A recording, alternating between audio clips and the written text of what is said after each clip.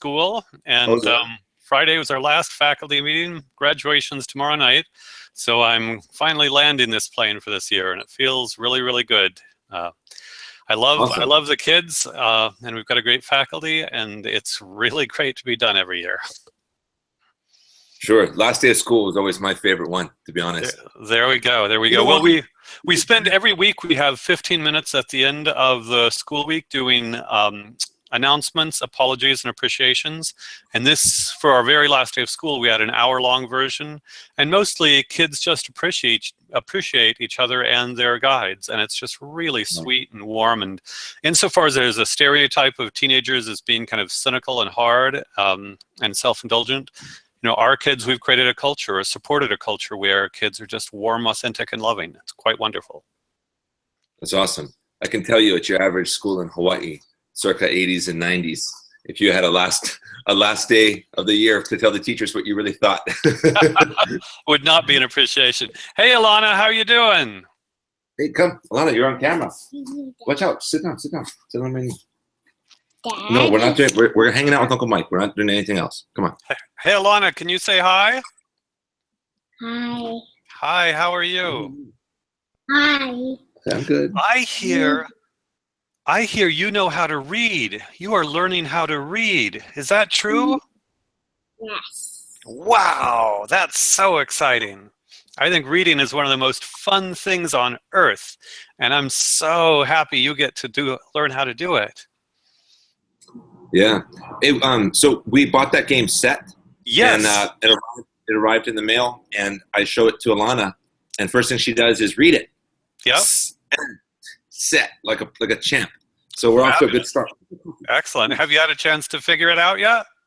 Yeah, it took me a little while to figure it out, to be honest with you. And I was like, boy, I'm not as smart as your average 8-year-old, clearly. But I got to figure it out. Alana and I went through it. It was a little hard for her at first to kind of figure out, try and learn the 4 categories or the 4.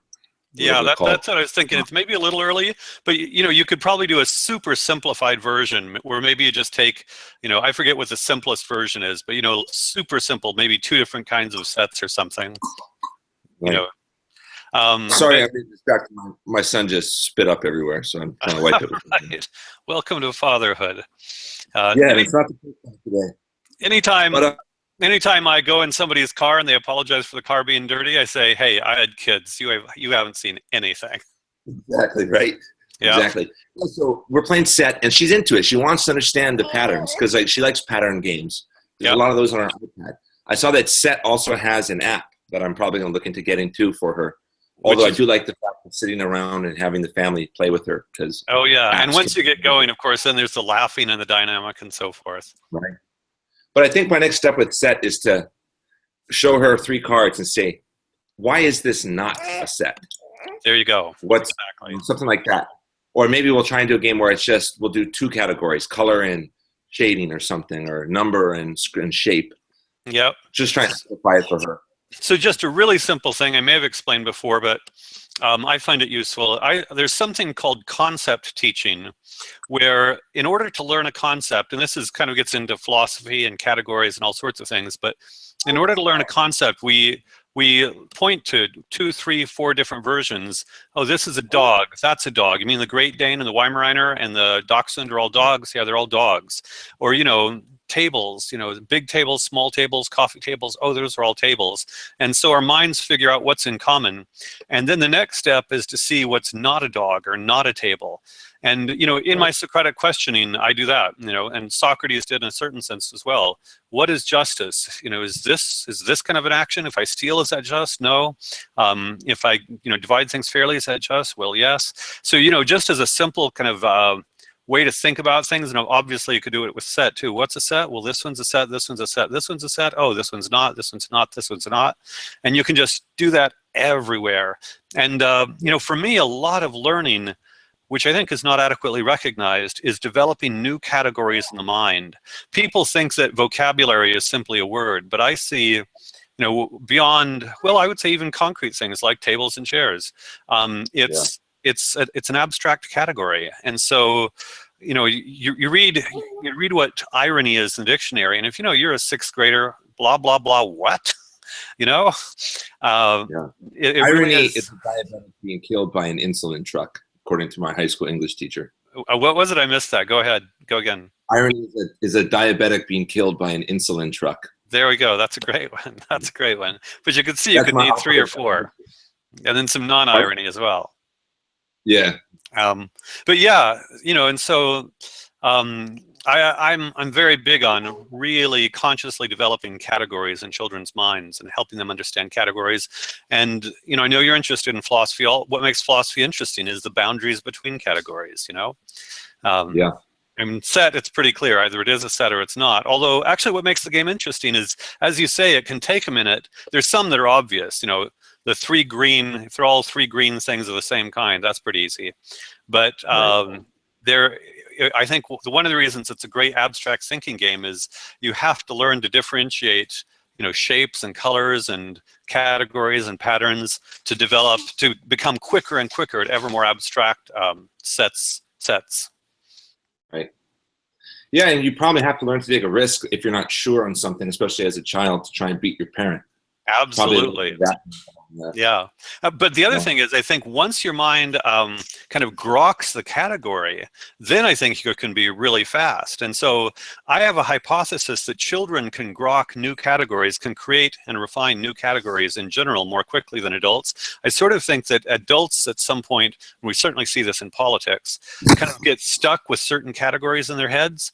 And I think adults at some point, obviously, if you're a philosopher, you do this all the time, it's easier. But I think for a lot of adults, it's really hard for them to imagine a completely new category. And so they just interpret the world based on the category set they develop when they're younger. And so that's why I have seen a lot of kids beat their parents at set after a learning curve, because they think they can, this is the category, boom. And it's sort of analogous to learning languages as well. This is this word in this language, this word in this language, okay, boom. Once they get it, it's kind of part of their software, so to speak, and it allows them to move really quickly in ways that may not be the case for adults. Right. Something in that same vein about children learning quickly, Alana has taken pretty quickly to rock, paper, scissors. Yep, very cool. And there's 3 sets there, rocks, beat scissors, scissors beat paper, paper beat rocks. And it's circular. And at first she couldn't understand that. It's months ago. Yeah. And now that's a game that we play all the time. If we're bored or sitting in a coffee shop trying to figure out who's going to go first on checkers. Yep. Because I used to let her always go first. I'd say, because you're the most beautiful.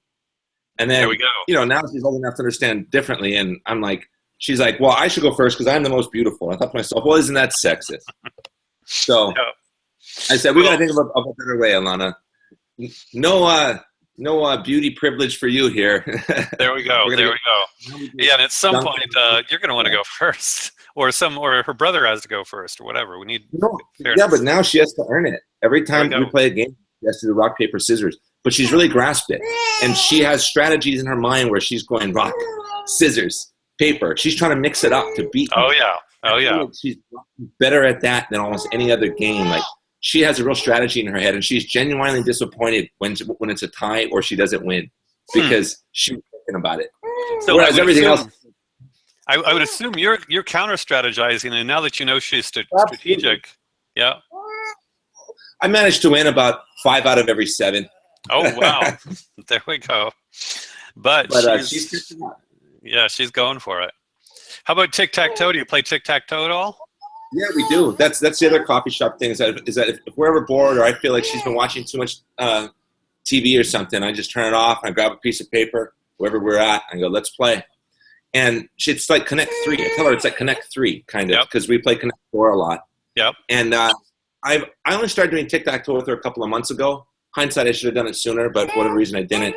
And so she's still kind of learning it, but she gets it. Yeah. But Connect 4, she's also getting better at it. Even since last week, we've been playing checkers and Connect 4 at night, and a few other games like this game where you hang metal bars and stuff. I bet she's getting better at checkers all the time. She is. Now she's looking for the jumps. She's making moves so that I can't jump her. I just can't believe how fast she picks it up. Yep. First time we played, I thought she never learned how to set up the board. You know what I mean? Yep. Well, I think I told you. I thought a great, super low-cost school for poor kids could be you just read and play chess, or play chess and checkers for 6 years. I think if It'd kids be better than what they got. exactly better than what they've got. Yeah. The stimulation she's getting. What's boring about tic-tac-toe is at some point you realize whoever goes first can either win or tie, and then it's no longer fun. Whereas checkers, pretty much unlimited sophistication. Right. So speaking of school, this morning she tells me that she goes, "Daddy, I want to go to kindergarten." Yep. And I was like, "How do you know about kindergarten?" And she says, "Because Wyatt, one of the kids in her preschool, is turning 5, so he's going to kindergarten next year."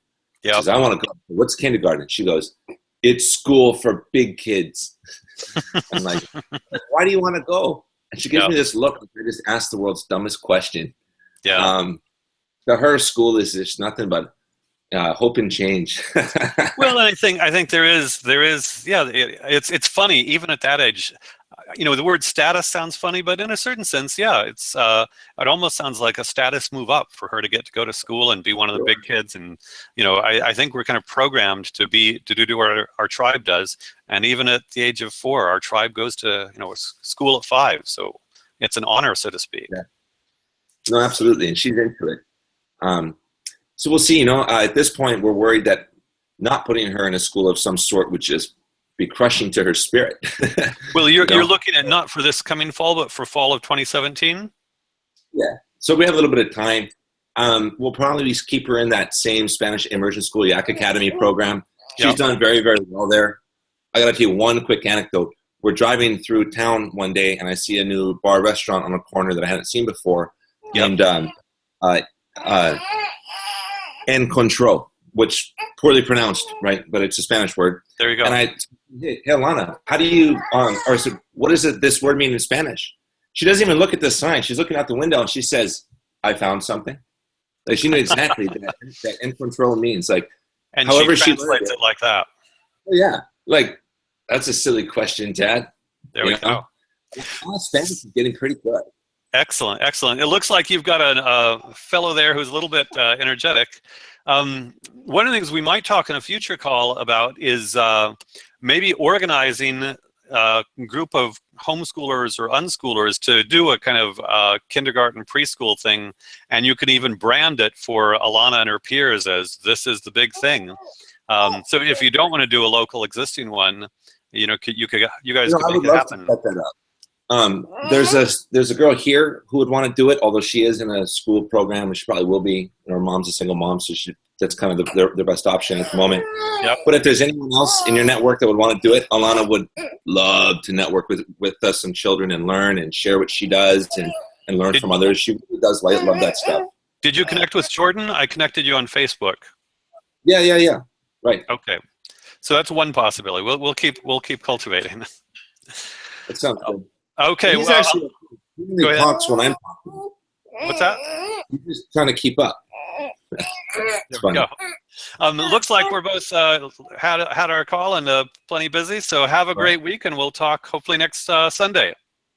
Sounds good. Thank you, Michael. Yep. Thank you. Bye-bye.